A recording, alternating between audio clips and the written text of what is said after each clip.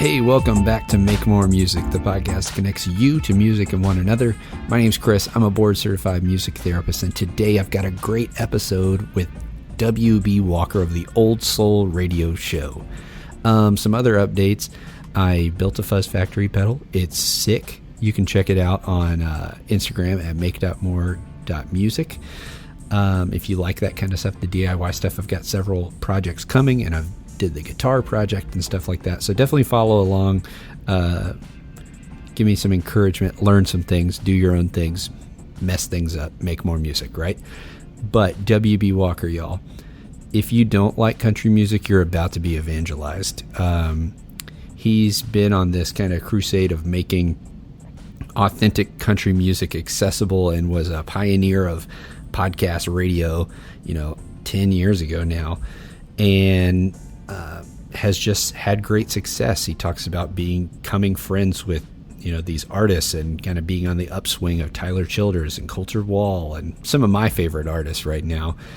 And, but also we get into a lot of real deep stuff about mental health and addiction and alcoholism and what is country music? What does it mean? Why is it important? So, y'all, this chat is great. He gave me a ton of his time. You're going to love it. I just apologize because, he's from West Virginia and I'm from Kentucky, and we both talk slow. So that's your disclaimer.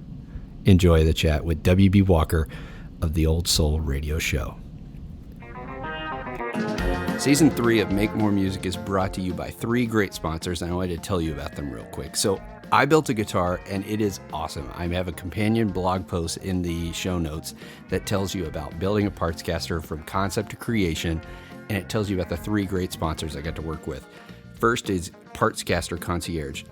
Gary offers a truly concierge experience from build constructions and consultations to unfinished bodies and wooden pedal enclosures, all the way to custom requests and fully custom builds. He offers traditional styles as well as unique, one-of-a-kind DIY experiences with guitars that wouldn't traditionally have a bolt-on neck with a parts caster style build. Second is Porter Pickups. Brian and his team have been winding pickups focused on finding you the right sound and winding with a purpose. Their 5-person shop offers consultation through their online pickup chooser form to help you get closer to the sounds you're looking for. They sound killer. They just launched an entry-level, affordable line called the Gatekeeper, so if you're looking for something to try for the first time, look them up. Our last sponsor is Gun Street Wiring Shop, where they create wiring harnesses for your guitar needs with simple, elegant instructions to help even the first-time solderer like myself get the sound they're looking for. He's not into promoting parts myths, mojo, and magic. He sells circuits, and their customer service is top-notch. From basic upgrades to wild enhancements, Gun Street has got what you need. As I said, all the links are in the show notes, and you'll hear me blab about it more. But if you want more, look there. All right, back to the show.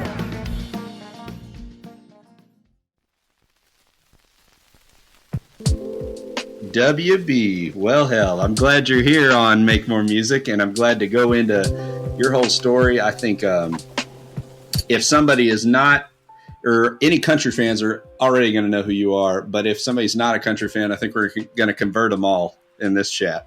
I do believe. So I'll do my best. Before we get into that, I think we'll have to apologize to the listeners because, I always feel like I'm from Kentucky and I talk slow, and I feel like you and me together might be a long one, but here we go. So before we get into your whole backstory, I got a few rapid fire icebreakers. You ready? All righty. So I know you spin records, but whether it was spinning records or listening on your phone or something, what's the last track you've played? The last thing I listened to, other than some submissions I got sent to me earlier, the last thing I probably listened to was I listened to Billy Joe Shaver's Salt of the Earth. I spun it on vinyl the night before last. I think I didn't. Good. Last thing I listened to, I believe. I remember, I can't remember if it was high school or whenever that show came out, but I used to think him doing that intro on that Squidbillies show was so funny. That show was great. It was buck wild, but it was great. All right, you can take this as philosophically as you want to take it, or you can just be plain and simple about it. But if you were an instrument, what would you be? I don't know. I'd probably be something that's out of tune. I'd say no. Something that don't sound the best. I don't know. I like talking, so I'd probably be some type of microphone or something, some old timey microphone or something like that, probably. I like that. One of those old like RCA Yeah, styles or yeah. something. That'd be good. I always joke that I have this. I love all the instruments that other people find annoying, so I'm always into banjos and accordions and all the things that people make those jokes about how they're not in tune and stuff like that. So I feel you. With everything that's been going on in your life, we're still trucking along, still in the COVID twilight zone. What's something that's been inspiring you recently? Just I've just been honestly every day. I kind of get inspired by something. I just I don't know. I was in Walmart the other day and heard some people talking about how they were buying some.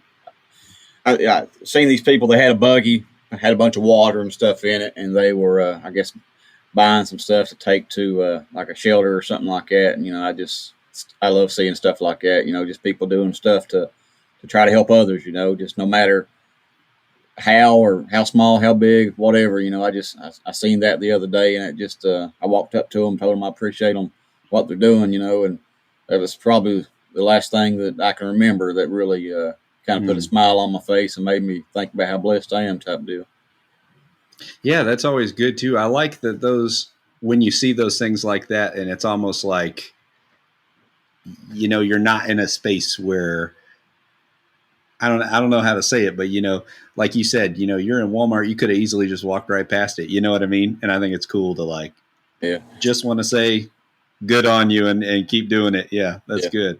Yeah. All right. I've always been the kind of person, that I think that you're sometimes meant to see. Like, you might be having a shitty day, something like that, and I think things kind of come across you for one reason or another. You maybe try to make you realize, maybe you could have it a whole lot worse than you have it, type things, and it kind of just got me thinking, about there's people in here buying water for folks that don't have water, and type deal, and I don't know, just made me. You don't really think about things like water, electricity, things like that. It's just kind of something you have until your power goes out or your water goes out or something like that. But there's some people can't afford to have water and power and stuff. So, just it's something that I try to remind myself how blessed I am, type deal. And wake up to stuff around you, huh? That's always good. Yeah. This can be, something music related, but, it can be something that you just feel like people need to know about. A pro tip or a life hack, something that makes your life easier that people need to know about. We're in a pandemic right now. Nobody's really getting to see much live music and shit. But if you want to get to see live music, start doing a radio show like me and get people to come over and you can record them. And there you go. That's a life hack. There's your life hack. Yes, I love it. And your video show's been going great. Yeah, they're doing good. But that's kind of my way of cheating the system. You can't go see shows. I bring them to me, type deal. Bring the shows to you. Yeah, exactly. I'm hopeful here in the near future. It looks like tides are hopefully starting to turn and people are getting vaccinated and all that good stuff. So yeah, I got my the first leg of my vaccine today. Actually, me and my wife both got it today. Good. Opposite end of the spectrum. What's your go-to junk food? Man, I like about everything. Here lately, my wife's grandma bought some. It's something like I said, I like about everything. I love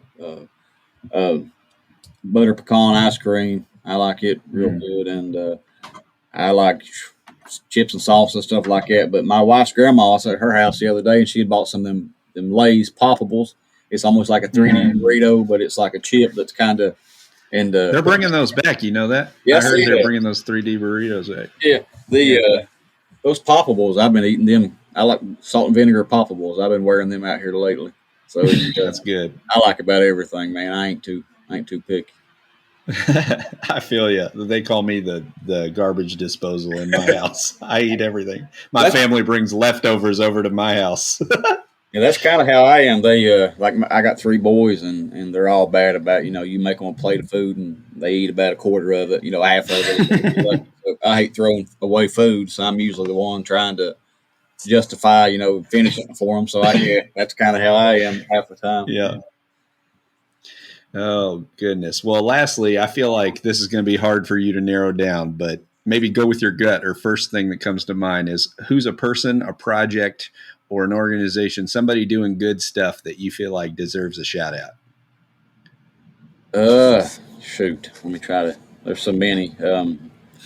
We won't don't other people feel bad because he left you out. He's got to pick one.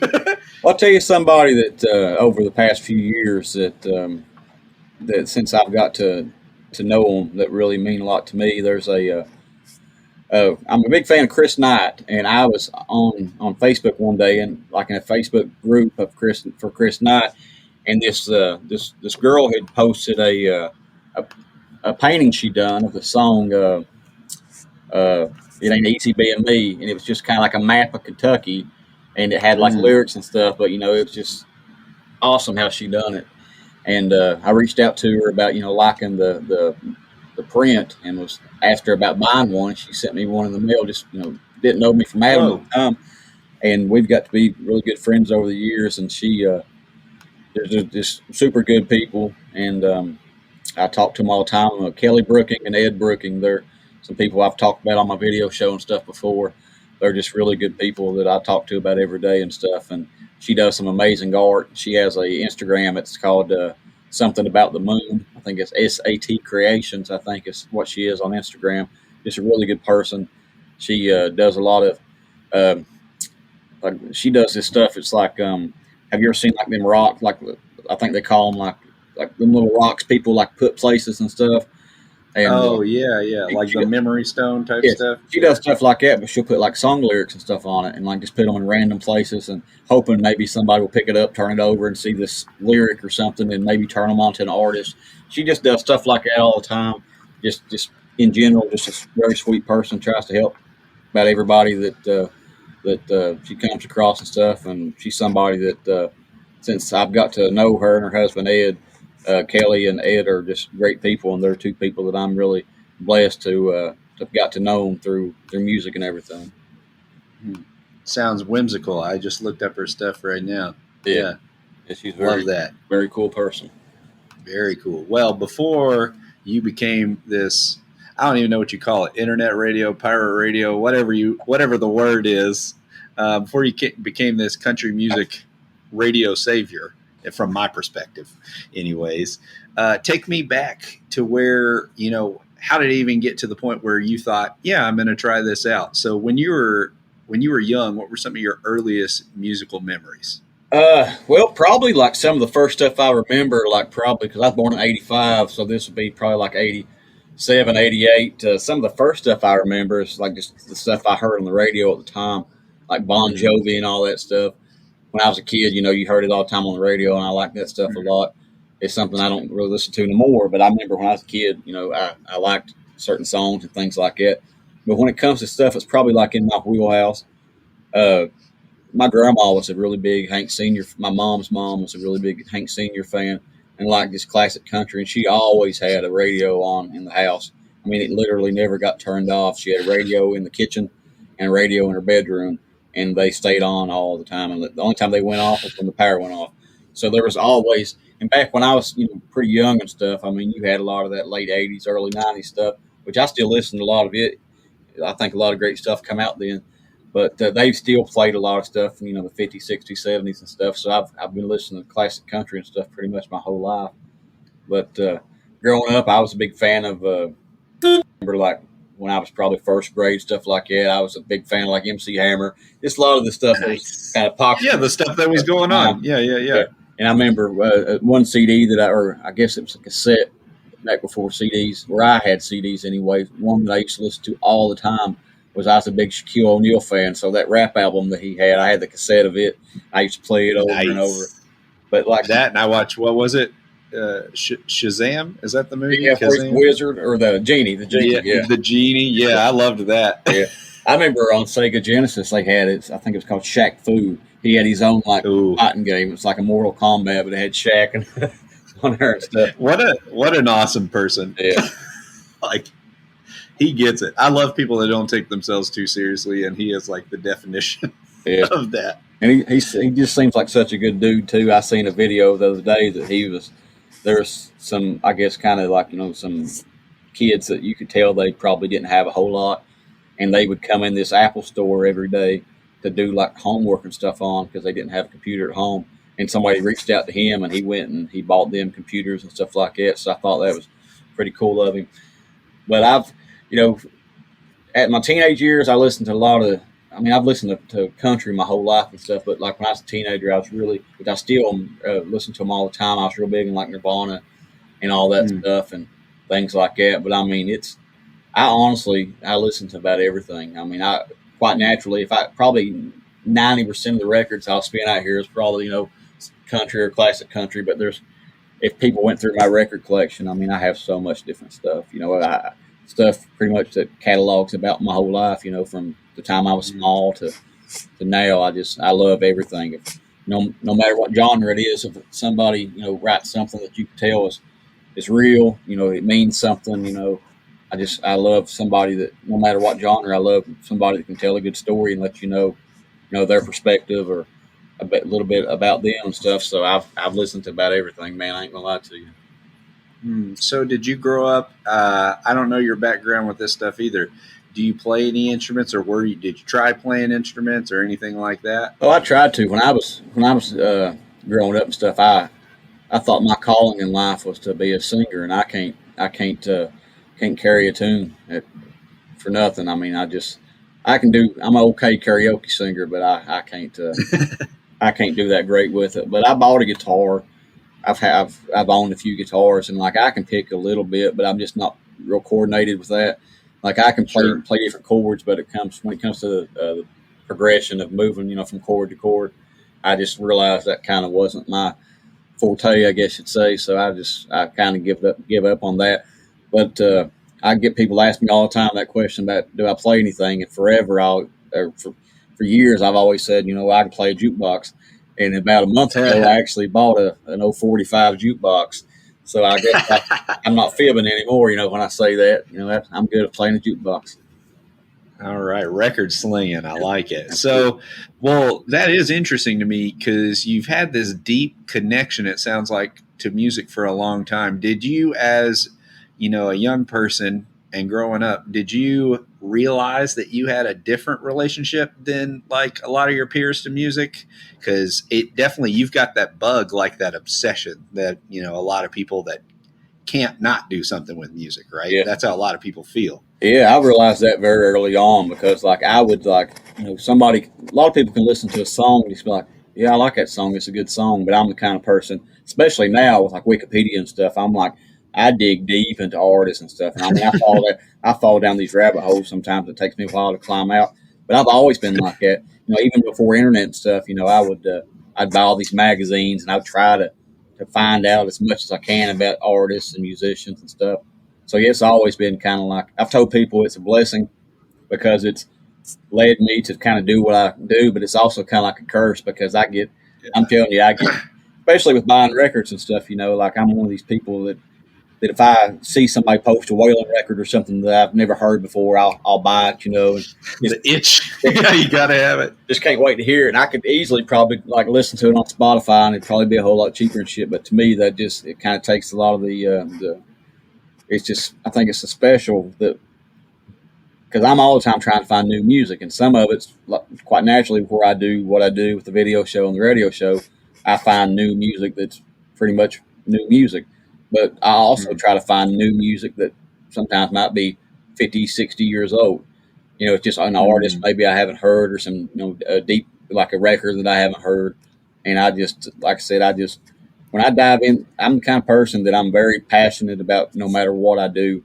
And so if I'm into something, man, I'm in 100%. I give it absolutely everything in me. And I've just, as you can imagine, I got records. I think I looked the other day, I'm up to about 1,500 records, and that's probably what I've bought over the past 4 or 5 years. And that's my thing. I love just sitting around, just finding music that I've never heard before. And it means so much to me to be able to do it. Even that, I think, as myself as a music therapist, there's a lot of people that talk. You may have even heard that, as a lot of people say, the average person's musical preferences start getting locked in from about 14 to 24. So I think even that's interesting. You as a person that's, voraciously seeking out new music is, I still think, novel compared, especially to the average person. Do you find that when you're talking to people or anything, when you're not like, talking to someone? All the people that come to your show or listen and stuff, I'm sure are all like-minded like that. But yeah, when you're at Walmart and somebody asks you what you do, what do you even explain? What is it that you tell them that you do with all this? Well, I get a lot of people that will, like, especially around my area and stuff. There's a lot more people that's kind of finding out about what I do and stuff. And, I try not to go super deep on them. I just say, well, Yeah. Well, I just kind Nerd out on them. Yeah. I'll say, well, I do a radio show. I try to play stuff that's kind of like traditional country music from artists that are still making traditional country music type deal. So that's usually what I tell people what I do. But like sometimes, like I had an artist come down the other day, Sean Benfield. I recorded. He's from Beckley, West Virginia. He come down and done a video show with me. And Sean has his record collection is. I mean, he could probably start 4 or 5 record stores with the records and shit he has. So being able to sit down and talk to somebody that I know is kind of like on the same, like down the rabbit hole. Yeah. It was just like me and him was going back and forth, and like just we're all the time sending each other pictures of, you have this one, have you seen this one, and type deal. But yeah, it's I'm kind of with everything. Like I think I have a kind of addictive personality when it comes to just anything in general.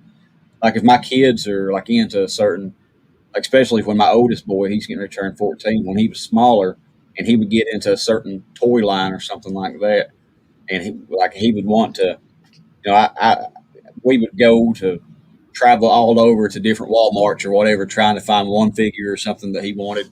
And I've always been like that. I try to, if I'm into something or somebody that my family's into something, like I love the kind of the hunt, the chase finding stuff and things like that. So I've always kind of been like that. Like I said, when I'm into something, I'm like really into something. You know what I mean? So that's with my podcast. There's so many. When I first started doing it, a lot of the people that was doing podcasts back then, there's very few people that still do podcasts. And I see so many. I have all these people that's reached out to me over the years about wanting to start doing podcasts or whatever.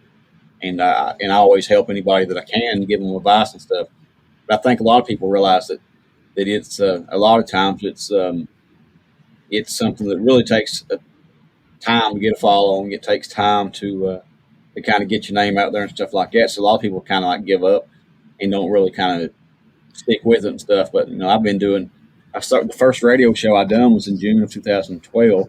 So I've been doing that is for almost 9 internet years. That's like a million internet years. Yeah, I'm 35, but sometimes I feel kind of like the elder statesman in the room when I talk to people because I just been doing it so long, And because nobody, or like I said, a lot of people that started doing it or that was doing it when I started, and people that's over the years I've seen start doing stuff. Most people, they don't last too long just because there's a lot to it. There's a lot that goes into it that most people probably like where you do stuff, you understand, but there's a lot of folks that just don't realize the hard work and stuff that goes into putting stuff together. Especially where I started this video show, my respect for people that do anything involved with video and stuff like that, it's just through the roof because I've realized how hard that shit is, and how it's the editing time alone. Yeah, it's a different breed compared to just like doing I could do a podcast almost in my sleep type deal where I've did so many of them. Yeah. But like which I'm getting better with the video and stuff, but man, I didn't realize exactly what I was getting into when I decided to do it. But at one point I was like, man, this is going to be tough. But, like I said, I don't give up doing stuff. I just kept fiddling with it until I found a program I was comfortable with. Until I found, how I wanted to do it. And it's getting easier. Everyone's getting easier. And I'm sure a year from now, it'll be second nature to me. Well, so take me back to around, that 2012. Back then, what were you already like a podcast listener, or, what kind of made you think I want to dive down into this? What was going on in your life that, because this started as totally just a labor of love passion project, and it still is, right? Yeah. When, well, it was kind of funny how I really didn't listen to podcasts, but I kept hearing the term and stuff like that. And I kind of started looking like, I'd Google like music podcasts. I mean, I would see that these shows were just, or these music podcasts were almost just like people, playing radio DJ at home and just putting these shows together and stuff, and I had listened to a few of them prior to me getting started, but really what kind of got me peaked was the first time I heard Chris Knight. It just absolutely blew me away. I was like, how in the hell is this dude not on the radio? And I didn't realize at the time, there's a whole nother world outside of what you hear on the radio, because growing up in, Eastern Kentucky, Southwestern West Virginia, I mean, it ain't the Mecca really for stuff like that. Yeah. And growing up, with it, without internet and things like that, if you want to hear stuff on the radio, you listen to whatever stations you can pick up.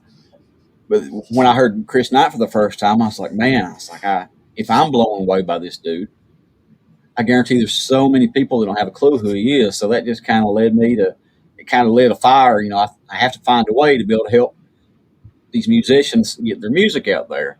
And people thought I was plumber too, I'm sure, when I had mentioned wanting to do this stuff. I remember some people I worked with and stuff. It was like, yeah, buddy, that's kind of, I don't, whatever you want to do, but that's kind of who's going to actually listen to you type deal. And it just kept, just doing it over and over and over, just kept, through social media, through Instagram and stuff like that. I would use hashtags, and I would try to follow people that followed other podcasts or musicians that I liked, and was hoping that they would follow me back, and maybe see these shows I posted, and just hoping maybe just gradually through word of mouth or people sharing stuff, you know what I mean, that people would start getting turned on to what I do. And it, like you said, it's still a labor of love, but it just took time, So back 2012, I heard Chris Knight. I'd done like 13 episodes, or I think 15 episodes over just on my website, and that wasn't on iTunes. It wasn't hosted on any podcast platforms.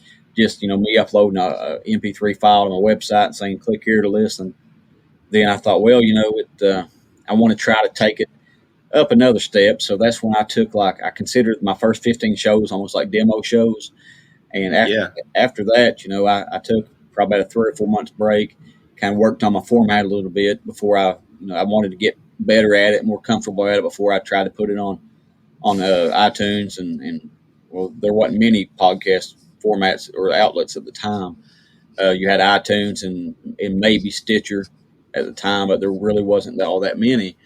So I worked up a couple shows, put them on iTunes, and that's kind of when, just gradually over time, that's when it started, picking up a little bit. I'd play an artist on the show, and they would share it and things like that, and just over time, just kind of repetitive over and over and over. It just kind of got to a point where people were starting to let me know they enjoy what I'm doing and stuff. So that's kind of like with anything, it's kind of just time and repetition and just hard work and passion and putting a lot of time into it and stuff.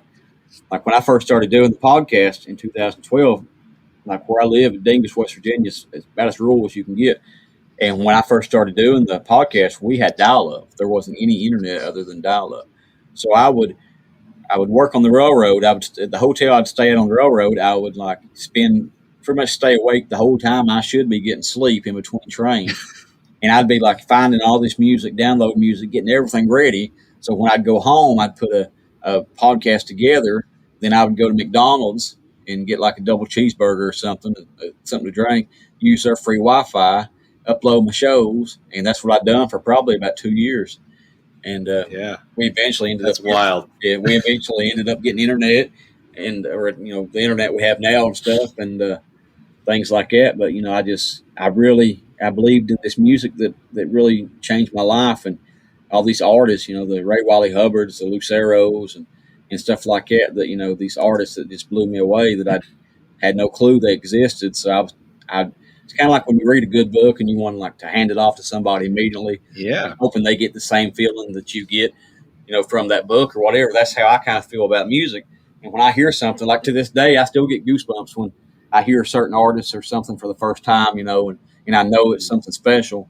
I'm reaching out to people. Hey, you got to check this out.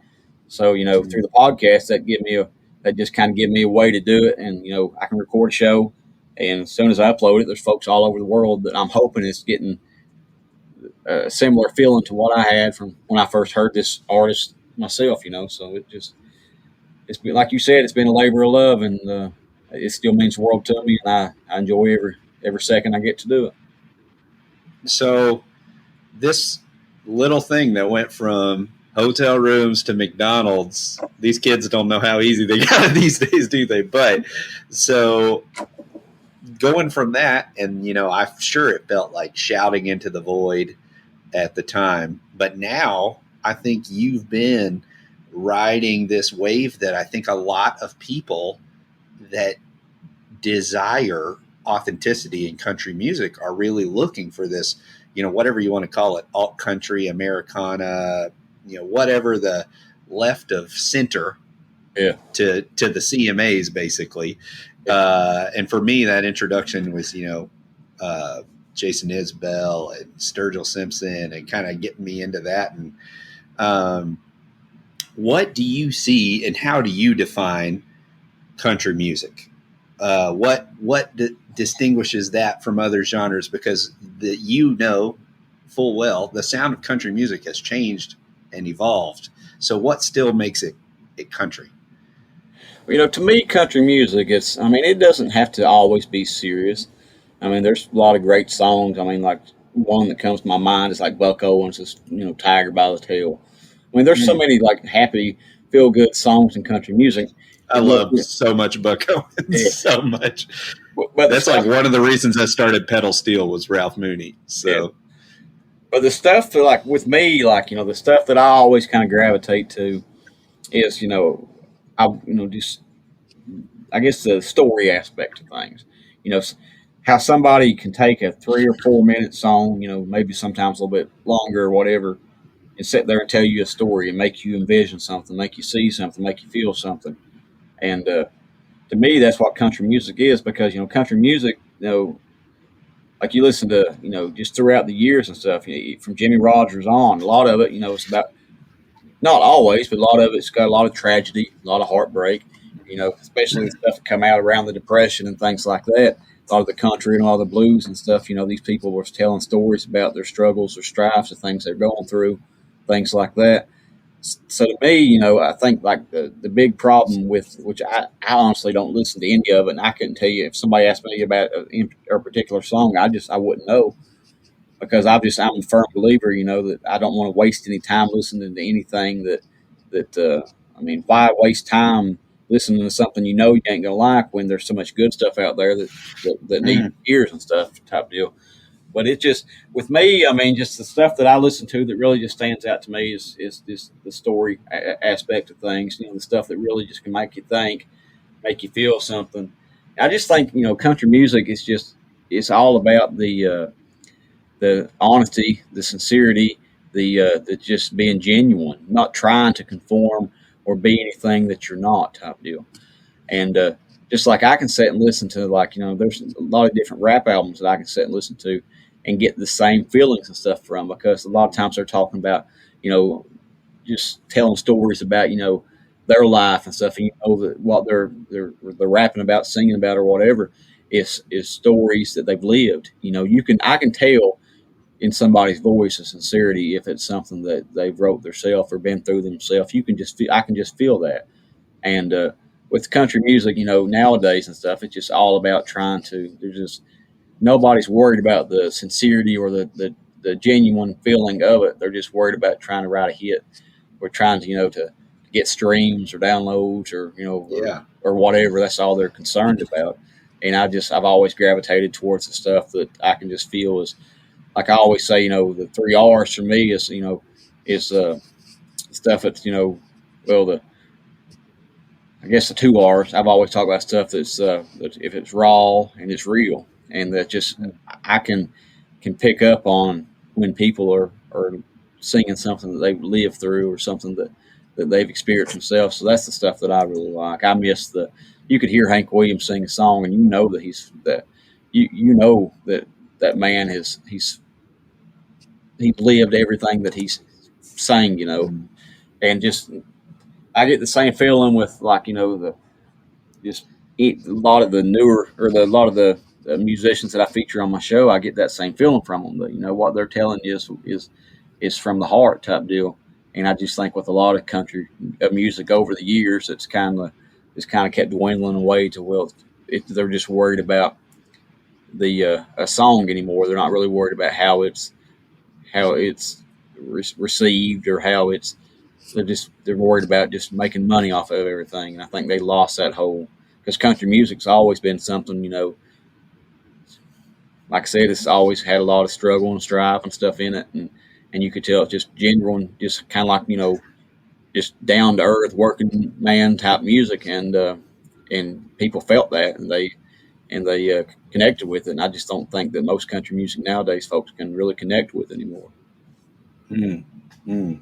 And not if they're craving that authenticity. And I think it's like you said, it's not one genre. We see that across genres. We see that across, and I think it's what everybody's been watching for a long time. It's the music industry kind of collapsing from the inside out.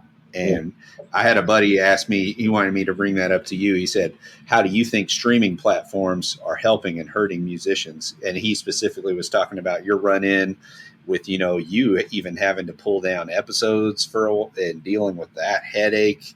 I was like stressed for you, and I had nothing to do with it, listening to those updates and things like that. So what are kind of your thoughts? You obviously are a vinyl collector. You obviously are really invested in the do-it-yourself musician, these guys that are in, these people that are coming up on their own. So how do you feel about that aspect of trying to seek streams and how that's affecting the music industry? Well, I mean, I've talked to a lot of musicians and stuff about it. And a lot of musicians kind of just had to conform to it and be like, well, this is kind of how things are. So, they kind of have to accept that. But, one thing that I do on every single episode of the video show, of the podcast, whatever, I always stress, I always say, I said, look, if you're paying the $10 a month or whatever for Spotify, and that's the only way that you can listen to music because you can't afford to go out and buy every single record that comes out and stuff. I said, wholeheartedly, I understand that completely. But if somebody's in a situation where they can buy music, I would love to see people buy music because, it's going to get to a point. I mean, now vinyl has resurged and all that stuff, but, that's not going to last forever. I mean, I hope it does, but I mean, like with a lot of things, I mean, things get big again and they go away, then they come back and they go away. But just like, if you buy a CD or you buy, or you have a vinyl record, or even if you buy it digitally, you have this music, stored on your computer, or you have these CDs, or you have something to hold on to. But these streaming services, I mean, you don't have nothing with that. Yeah, you can listen to it and stuff like that, but I mean, these people are making nothing. Now, if you take somebody like Tyler or Colter or Isbell or somebody like that, yeah, they're making enough off Spotify and I'm sure off Apple Music and stuff to probably make a pretty good living.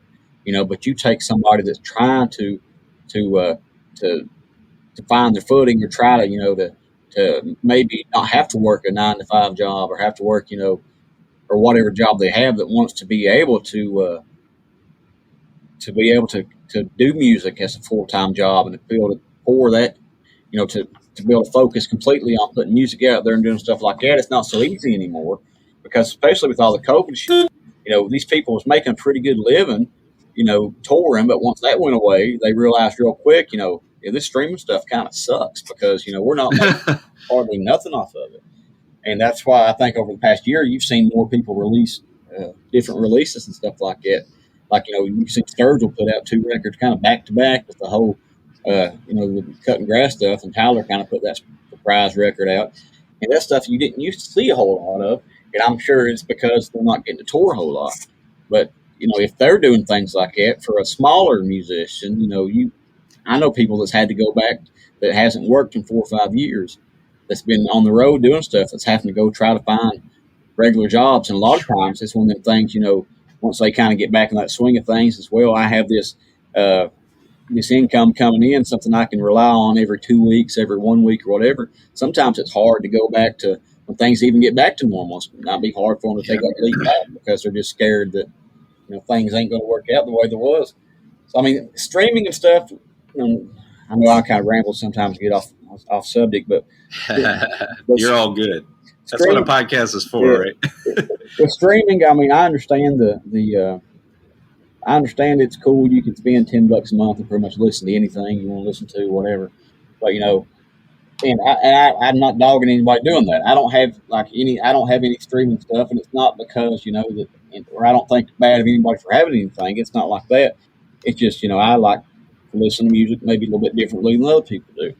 But I hope that if folks really find something they really like, and they can, that they go out and try to buy this music and at least try to help these artists out, in some small way, because it just, especially, I mean, things are kind of every day I'm seeing more shows and festivals and stuff posted, but it's for the past year, folks ain't been able to do jack shit, so it's been tough on them, and I've tried to really, I feel like sometimes I'm beating the dead horse type deal just because I talk about it so often on the show, but I really stress if folks can, try to buy music and stuff because like I said, somebody like Colter, Tyler, they do pretty good, I'm sure, for what they make off Spotify and things like that. But you're just your musicians that doesn't have them followings and stuff yet.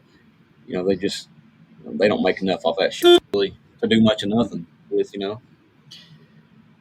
Well, you also brought up Colter and Tyler, and I think you mentioned that. I loved watching your video episode with him, and I was just like, it was just so cool watching two bros basically sit there and cut up and have some great tunes. And I'm wondering, obviously those are two huge, not just cool things that have happened coming to the show, but clearly relationships that have been built. So I want to know, you've had all these awesome kind of like anniversary shows and different things like that. Take me through some of your highlight reels of things, because I'm sure it blows your mind all the time as a music fan like yourself that like, I'm sitting here with this guy who has now achieved this success and we're just buddies and all these things. So take me through some of your highlight reels. What's been some of the mind-blowing things for you? I mean, quite naturally, Colter, because when Colter asked me to be on his record, it was because a good friend of mine, a musician that I've played on my show quite a bit. He actually, he's one of my best friends, Justin Payne. He put out like a little self-produced record back in 2014 called "No Place Lower Than High," and me and him done like this stuff's good too. Yeah, we done like a little skit on there, kind of like just being goofy and stuff, and like we was just being goofy. And when Justin first met Colter for the first time, I think Justin gave Colter a CD, and Colter heard the little banner between me and Justin on there. So he asked me, he said, when I put my first full length record out, he said, I want you to be on there. I was like, okay. And I was honored by that. But then, when things started kind of coming in the picture that Dave Cobb was going to be producing it and stuff like that, I was kind of in the back of my mind. I was like, well, I don't see it happening just because of fact. Yeah, like surely it won't. Yeah. When it come time, once he got the record pretty much done, he's like, hey, I need you to do your part. And I was like, okay. So I sat down and done it, and getting to as much as I love vinyl and stuff, to know that I have a few different copies of a record that I'm on, and like I can go to pretty much any bar that has like a Touch Tunes jukebox and type in Colter Wall, and WB Talking will come up. So my little track on that record, if folks, I don't recommend them to do it, but if folks wanted to listen to it on a jukebox, it's on a freaking jukebox type deal. Just stuff like that just blew me away, because I always, growing up, I wanted to be a musician so bad I couldn't stand it. And even though I'm not, I still have got to do some kind of cool stuff that's kind of, that a lot of folks that I know that are musicians haven't got to do. So it's just kind of crazy, sometimes when I actually think about it. But I mean, I mean, there's so many things that I've got to do over the years and things that's meant so much to me. I mean, just like getting to see, like the first time I seen Tyler live, it was like in a coffee house with like 10 people there. And after the show, I'd talked to him a few weeks before that because I'd played him on the podcast and he was playing a show like 15, 20 minutes from my house. So, getting to see a lot of that stuff early on because I knew with everything in me that he was going to blow up. And I knew that, as soon as folks started realizing who he was, they wouldn't be able to get enough of it type deal. And to have him stay, here at the house with me and stuff like that. And like my 1 year anniversary, he played my 1 year show, my 2 year show, my 3 year show, my 4 year show. Stuff like that, just always meant so much to me. And like with Colter, the first time that Colter played the Ryman, he invited me to go Ryman. So I actually got to stand on the stage at the Ryman on the back of the stage and watch him play. And, like I talked on the video show, the first time he played the Ryman, to me, it's a mecca of country music. Yeah, that's a religious experience for sure. Yeah. It's not the home of the Grand Ole Opry anymore, but I mean, that shit don't matter to me. I mean, it's just, to know that Hank and all these people played on that stage and me standing on the back of the same stage, watching Colter play. And like I said, talking about that on the video show, the first time he played the Ryman, he included me. The first time that he put a vinyl record out, he had me be on it. The first time that he played all Austin City Limits, he done a song for me on there. And things like that, just things that sometimes it just blows my mind that they happen. But and it's something that I'll never, I think, not look at it that way. Like I think of this stuff sometimes, and I'm like, man, it blows me away. Like I'm winning like the Ameripolitan Award for DJ of the Year. I was the first podcaster ever nominated, and I thought they were just kind of doing that to shine a light a little bit, like it's throw a bone to podcasters or whatever. And when I actually won the award, I mean that blew my mind and stuff, and just I've got to do so many cool things and experience so many cool things and stuff like that. But I can honestly say nothing ever gets old to me, or I don't ever get comfortable with stuff like that. I always just try my best to to really cherish every single thing I get to do, because it's just, I'm just beyond blessed to be able to have met some of the people and develop some of the friendships. And I mean, that stuff really means more to me than anything. It's the friendships, to be able to talk to some of these people. Like after I interviewed Billy Joe Shaver a few years back, me and him after that would talk on the phone pretty regular and text him back and forth and stuff. And you're like, what in the world? I'm talking to Billy Joe Shaver. When I interviewed him, I mean, I don't know what it was about me that really stuck out to him. But when I interviewed him, he's like, well, we're friends now. He said, just call me anytime. So I was sitting around drinking one night and called him up, talked to him for, an hour and a half. And got where, I just didn't call him when I was drunk. I would just, I'd have him on my mind and call and say, what are you doing, Billy Joe? And he'd talk to me and tell me about his day and this and that. And when my dad passed away, I don't even know how he found out about it, but when my dad passed away, he called and left me a voicemail, and he said, he gave me a couple songs that of his. He said, these are songs that I wrote about, losing my boy. And he said, so maybe, he said, they might help you with going through losing your dad. And just so, like, quite naturally, when Billy Joe Shaver passed away, that really killed me. But, just getting to be friends with some of these people that, I consider heroes and stuff like that, just know that you must be doing something somewhat right for these folks to think of you the way they do and stuff like that. So just, I just try to I'm just thankful for everything I've got to do type deal, Yeah. I think, I've kind of had some of these different experiences as well. And I think it's funny, like you said, I mean, people craving authenticity and connection. It goes both ways. And I think that's the thing that, you've had a lot of glimpses into is like, these are artists, but they're just people. Yeah. They're grinding too, and they're doing their thing too. And that's one thing. thing. Go ahead. That's one thing, I've met a lot of people, and I've never been somebody that when I meet folks that I know is pretty famous and stuff, I've just never been somebody that I don't freak out about it, I mean, because I know that they're no different than I am when it boils down to it. They just, have talent or something that's giving them opportunity to put something out there that folks want to listen to or folks want to see or whatever. But I've always I've met so many cool people and stuff like that, and I try to always think about, they ain't no different than you type deal, and I'll try to treat people. And that's one thing I can say. I always try to treat folks the way I want folks to treat me. And so far, it's been pretty good to me. Well, ever since I've started listening to you, I think one thing that has attributed to all of this success of your shows and your platforms is your authenticity.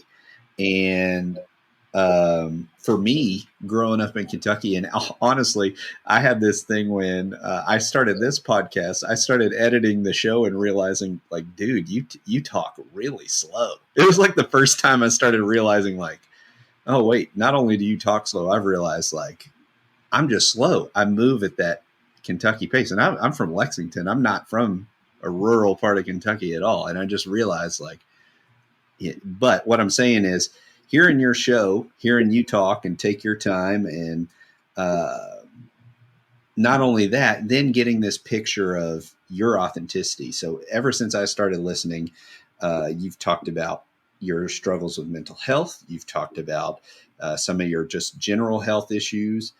Talked about sobriety. You've talked about your own salvation and your conversion into Christianity. So what that a lot of that has happened in somewhat recent memory. So what has that kind of road looked like for you, and what has been kind of the role of this platform and the show in transforming your life, basically?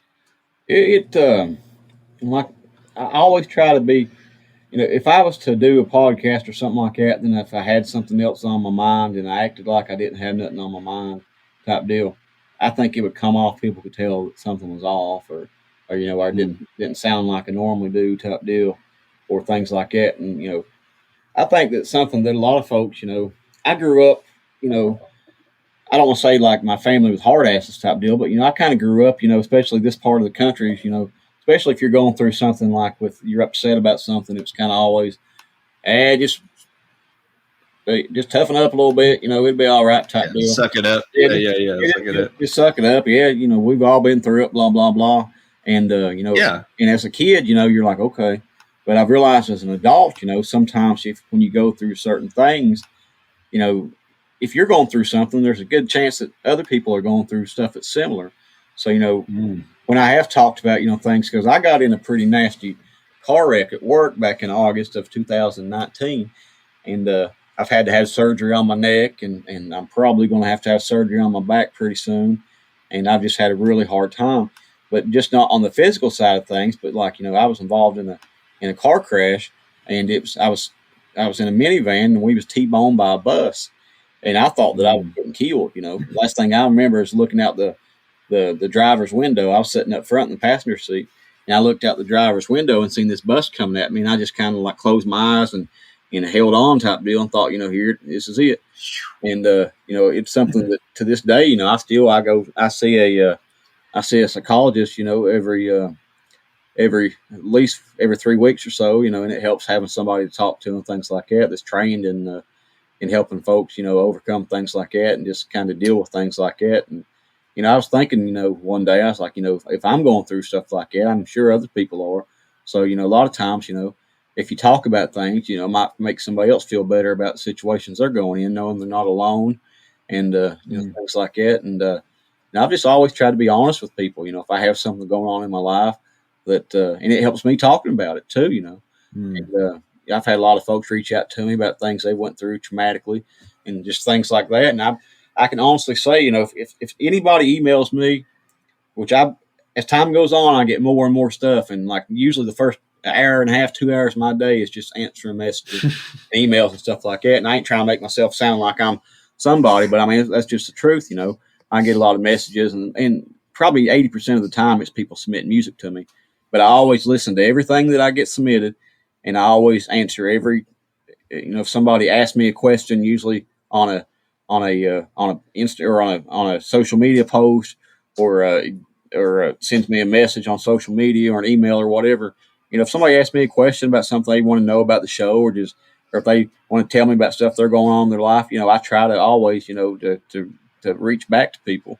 And I think that folks can they pick up on stuff like that, that somebody takes the time to talk to them and stuff like that, because, I've had, I've messaged different people about things over the years, and when somebody don't respond to you and stuff, sometimes it makes you feel even worse than you felt before, and think, type deals. Yeah. So I always try to do what I can to, if anybody ever wants to talk to me or anything like that, usually on every show, I give my email and stuff out, and I have a lot of people reach out to me and stuff, and I just, I talk about things that I've went through and stuff like that. Like I said, hoping that if somebody else goes through the same situation and thinks, well, if WB's going through this and he's, seeing a doctor about it, or trying to get help or whatever, maybe that's something I should do.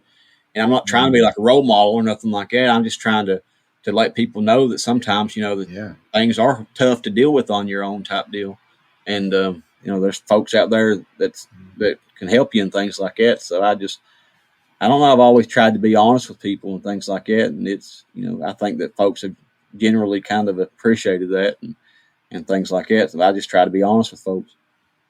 Yeah. I think, to me, I worked at, University of Kentucky Hospital, and I've worked at some other hospitals and stuff like that. So what I think is so special about that too is knowing the health disparities just going straight up the Appalachian Trail it's one of those things that it's not talked about. And I think other than, suburban America, white class Americans,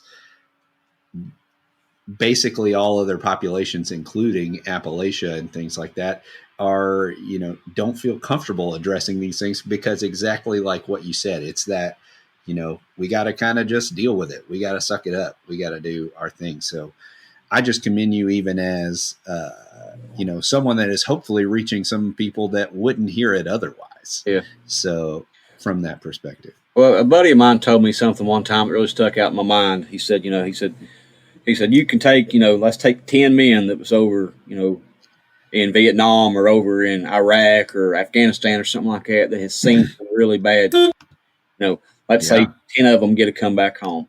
You might have 2 or 3 of them that, that start doing lectures and things like that to help other folks, then you might have other ones that just, just kind of deal with it. Then you might have a handful of other ones that can't shit they've seen and blow the brains out type deal. I mean, everybody's different. And I think, it's just from a mindset in this area, I mean, I think things are getting better. But like you said, growing up, in Appalachia and stuff like that, folks will, that's always the thing. We'll just suck it up type deal, just figure it out. And that don't always work for everybody. Everybody's different type deal, and, like that's kind of what I was getting at about, the kind of analogy about, people coming back from war. There's some people that they live a normal life. It don't bother them, but there's other people that can't deal with the things they've went through, things like that. So, I try to, by talking about stuff that I've been through, I'm just, if it helps one person and says, you know what, maybe I need to try to get some help. I can't do this on my own type deal. If one person gets, it's just like with music. If I play a show and one person gets turned on to an artist, then I've done my job. Great. If more people than that, do it, then that's just a bonus. But like when it comes to things that I'm going through, I try to be honest with people, and if it helps folks, that's kind of what I hopeful that it might help people and make them realize that they're not alone type deal.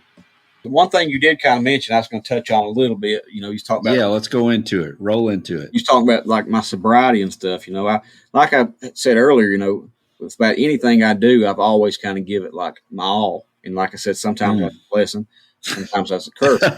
And when it comes to drinking and stuff, I was always the kind of person that I was usually the one that everybody else kind of tapped out before I did type deal.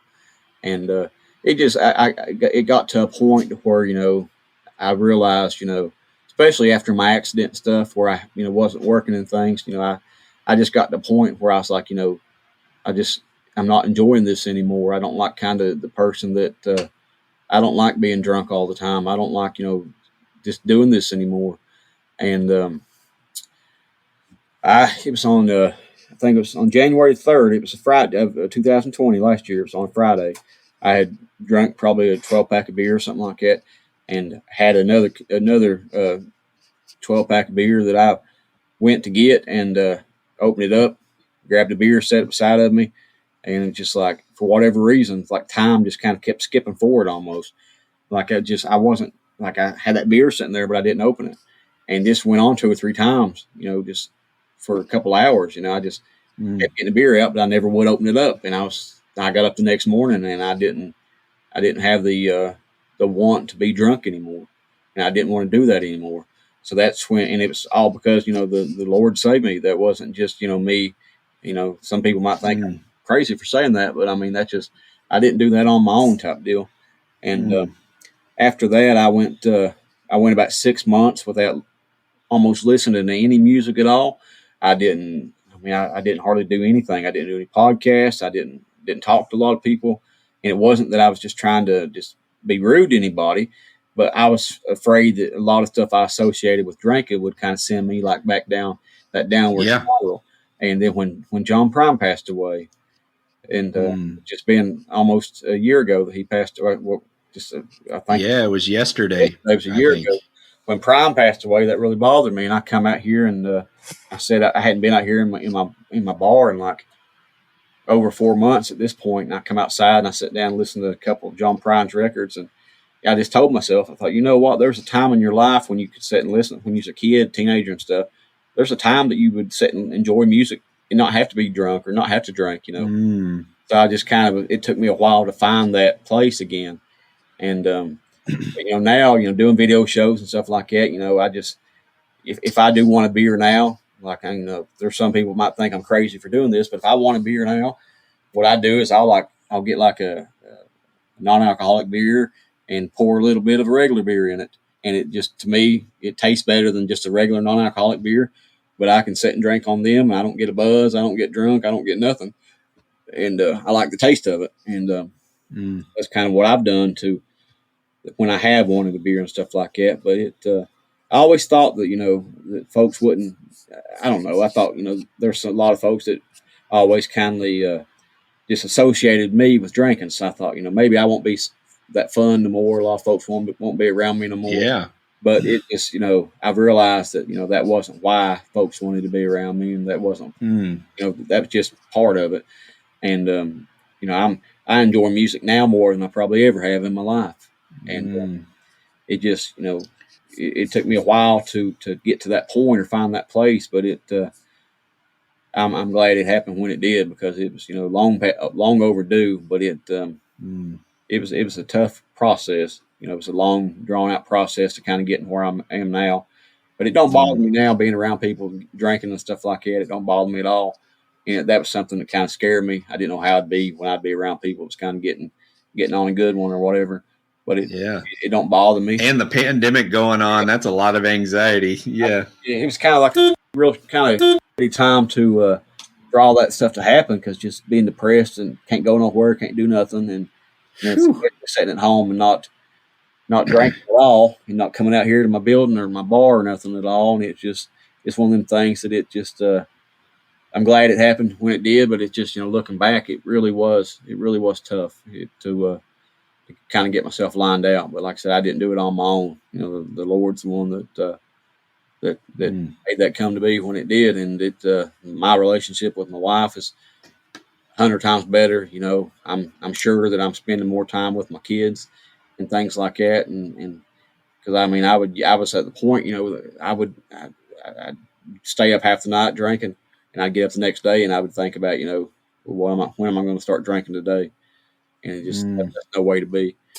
And I'm glad that I was, with the Lord, that I was able to overcome all that stuff. So like I said, like you said, when we started out, it's been a pretty big changes in my life over the past year or so. Man, that's super powerful. You got me over here with goosebumps.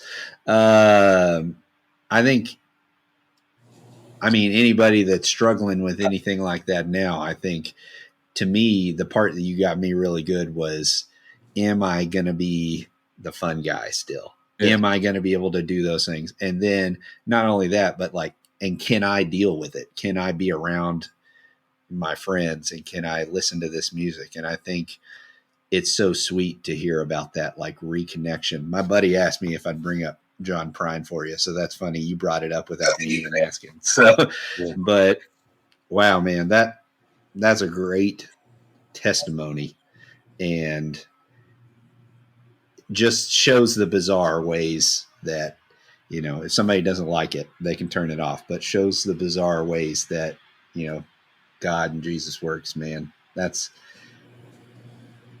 is amazing to hear. So I don't know. Is there any other things we've left on the table? What should we get at? Is there any other questions that your buddies had sent you? Well, we kind of hit on it, but let's wrap it up just to tickle them pink a little bit. So I had them both. You talked about both of these guys already. So why is Hank? And he's talking about Senior.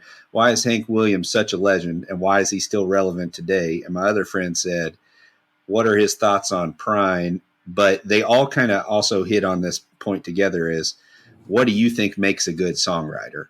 What are the similarities? Because you've now seen all of these people that, there's these heritages of Prine and Hank Sr. and all of this, but now you're also seeing glimpses, like you said, you knew it when you saw Tyler or you heard him. So what do you see as the connection of that country music lineage? And you can start wherever and meander through that however you want. Well, when it comes to Hank Senior, I think that he just. I think Prine and Town, or excuse me, Hank and Towns. I don't think anybody else has been able to express heartbreak and sorrow and stuff that they felt as clearly and as deep and as relatable as maybe them two guys did it. And I think with Hank Senior, I mean, I think that he was probably one of the most honest, just naturally gifted songwriters that's ever walked this earth.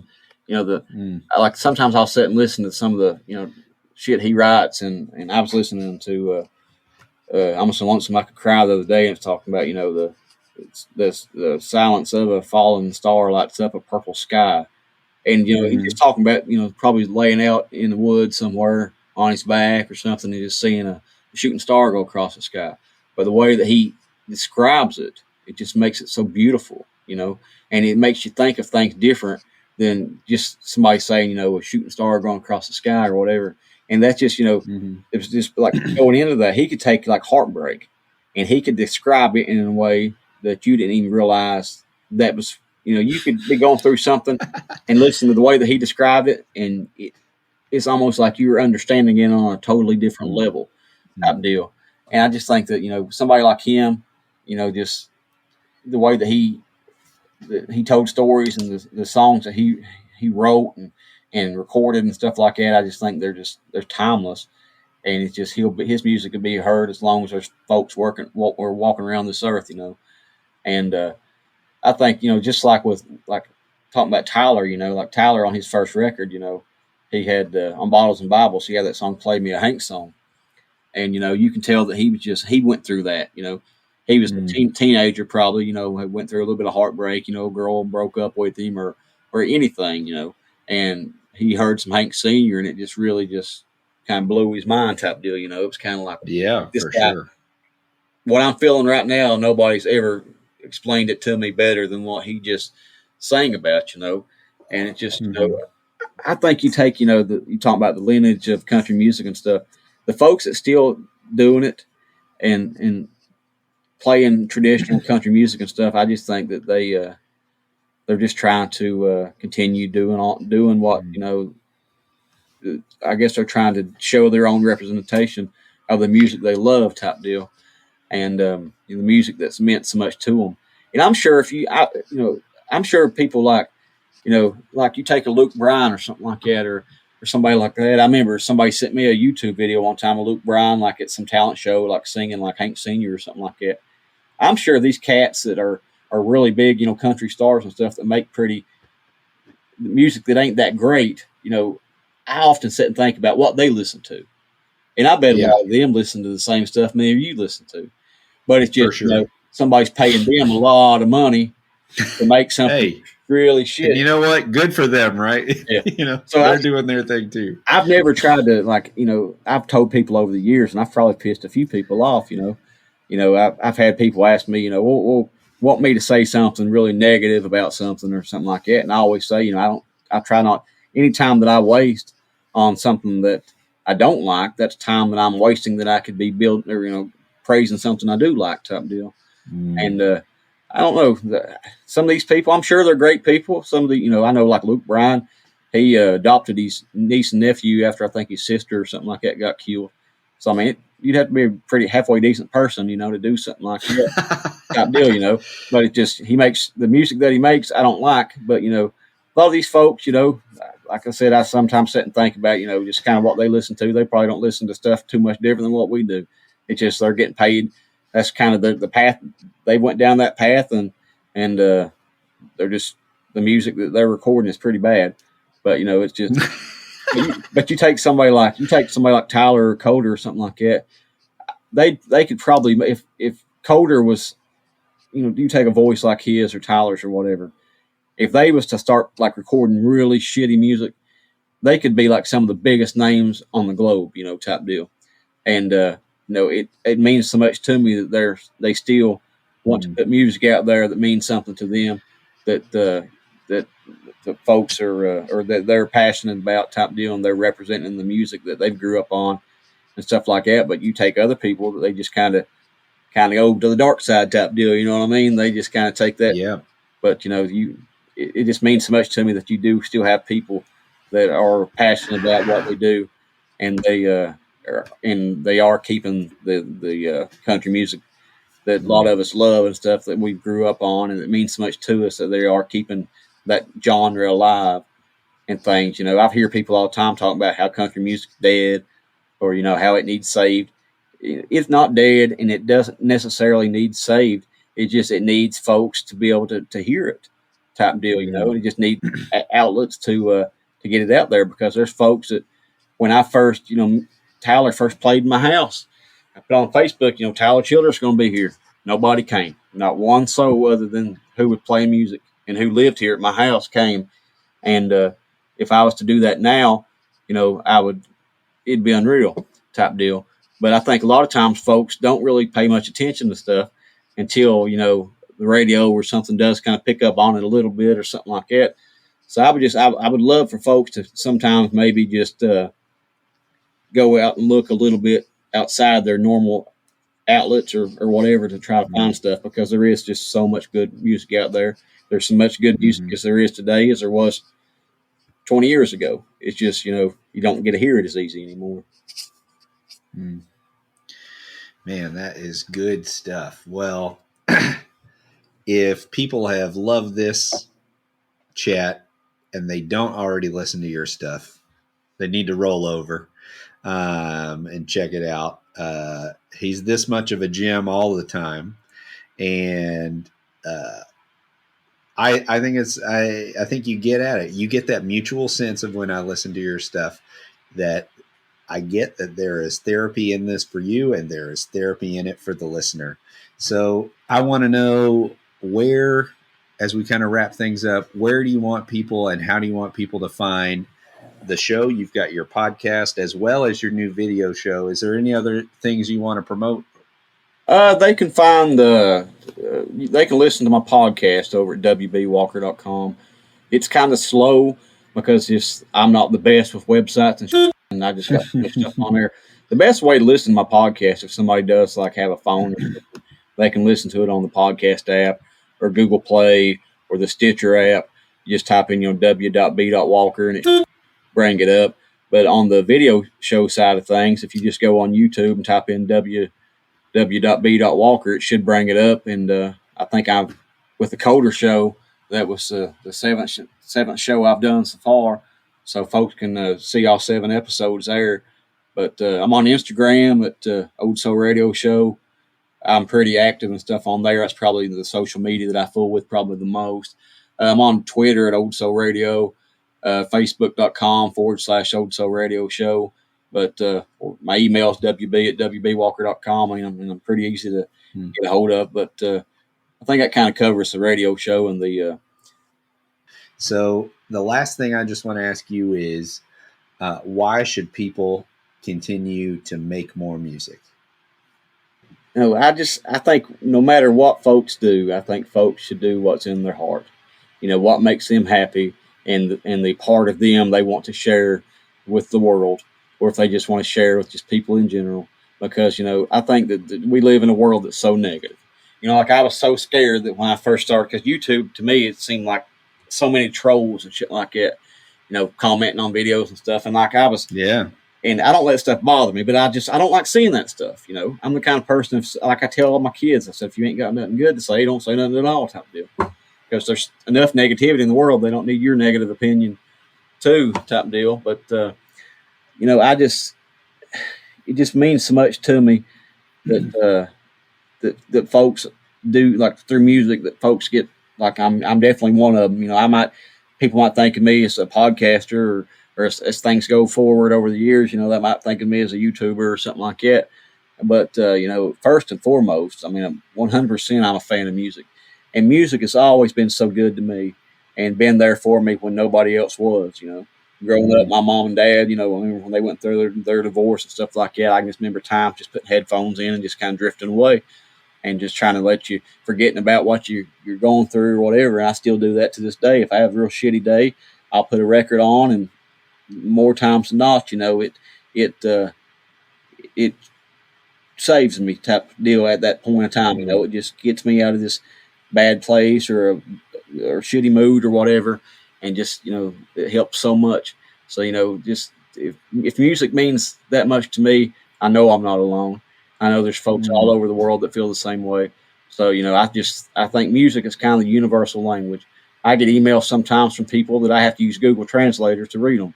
Because it's a different language. That's awesome. A different language or something, And I just wonder sometimes, if some folks even understand, in different countries and stuff across the world, they even understand fully the lyrics and stuff from these songs. But something's speaking to them, and something is meaning something to them, and things like that. So, I think music is kind of the universal language. It can help people and unite people in ways that nothing else hardly can. And I might be biased, when I say that because of how much music means to me. But all I can really speak on is, what I feel type deal. And music has meant so much to me that I just couldn't imagine a world without it, And I'm just so thankful for the time and effort, and the passion, and the sincerity and the honesty, and just the life experiences, just everything in general that folks put into songs and put them out there in the world, because they just mean so much to me. Well, WB, this time has been awesome. I'd keep you on here all night long, but we both got families we got to get after at some point. So thanks again. Love your perspective. Glad to have you, man. Appreciate it a lot. Yeah, I apologize if I get kind of wordy sometimes, but like, Colter, when he put WB Talking on there, I didn't know what he was going to call it or whatever. I had no clue. But that's one thing I can say, when it comes to stuff I'm passionate about and stuff I love, I could sit and talk, I really got to go in deep, and a lot of times I still, like you talk about me talking slow on my, just in general, but a lot of times it's just me trying to the best I can to express what's in my mind. And I just put so much thought into what I say type deal.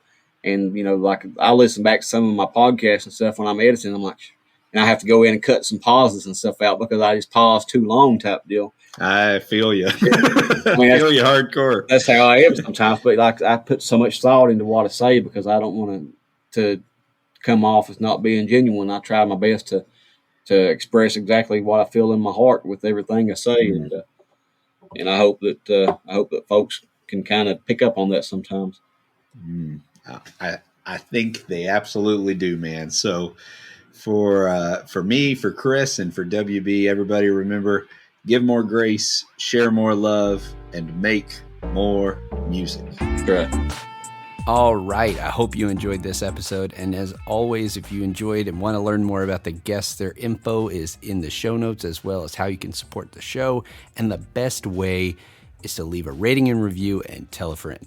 Anything else, if you want to make a donation, buy some merch, follow us on Instagram, get in touch with me. You can all do that through the links in the show notes. But until next time, give more grace, share more love, and make more music.